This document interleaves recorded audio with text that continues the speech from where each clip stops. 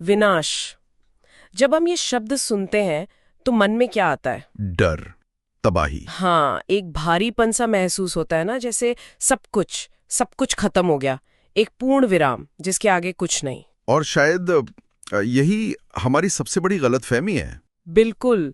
और आज हम इस गलत फहमी की तह तक जाएंगे। हमारे पास स्रोत के तौर पर हिंदी शिक्षिका राकेश कुमारी जी की तैयार की हुई एक बहुत ही दिलचस्प सामग्री है। उनका एक यूट्यूब चैनल भी है, हिंदी मूल।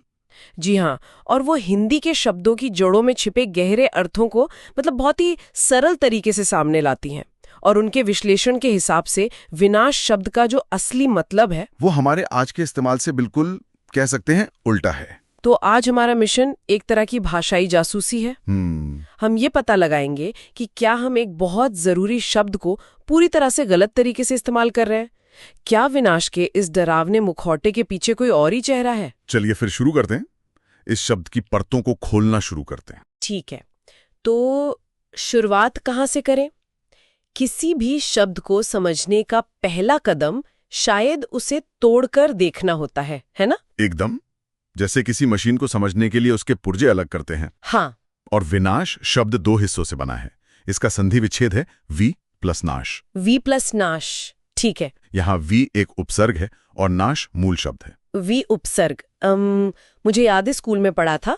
ये किसी शब्द के आगे लगकर उसके अर्थ में कुछ खास बात पैदा कर देता है। जैसे ज्ञान से विज्ञान, मतलब विशेष ज्ञान, या फिर योग से वियोग, यानी अलग हो जाना। आप बिल्कुल सही रास्ते पर हैं।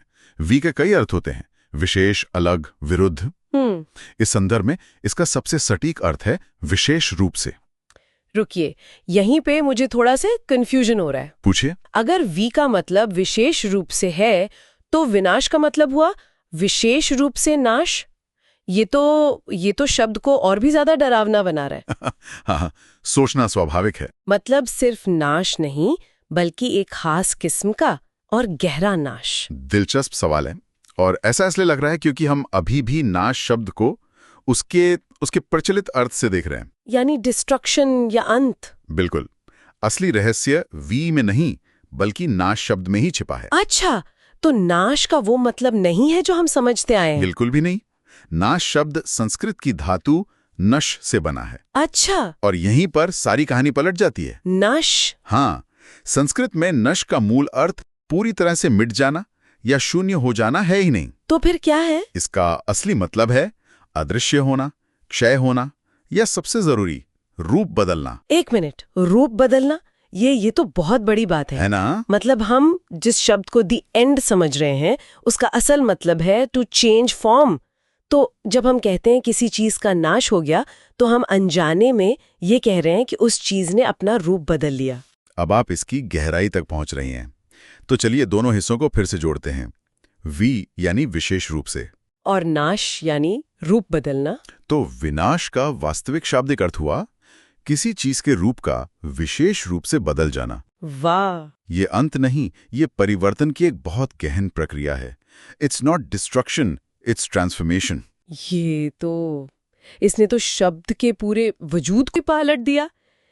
लेकिन फिर मेरा वही सवाल वापस आता है, अगर इसका असली मतलब इतना सकारात्मक है तो हम आज इसे इतनी नफरत और डर से क्यों देखते हैं? बहुत अच्छा सवाल है, और ये हमें सिर्फ भाषा नहीं बल्कि समाज और मानव मनोविज्ञान के बारे में भी बताता है। कैसे? देखिए, परिवर्तन की प्रक्रिया में दो हिस्से होते हैं, एक पुराने का टूटना और दूसरा नए का बनना। हाँ, और इंसान होने के नाते हमारी नजर हमेशा उस चीज पर पहले जाती है जो ज्यादा ड्रामेटिक हो, जिसमें ज्यादा शोर हो। और टूटने में हमेशा ज्यादा शोर होता है।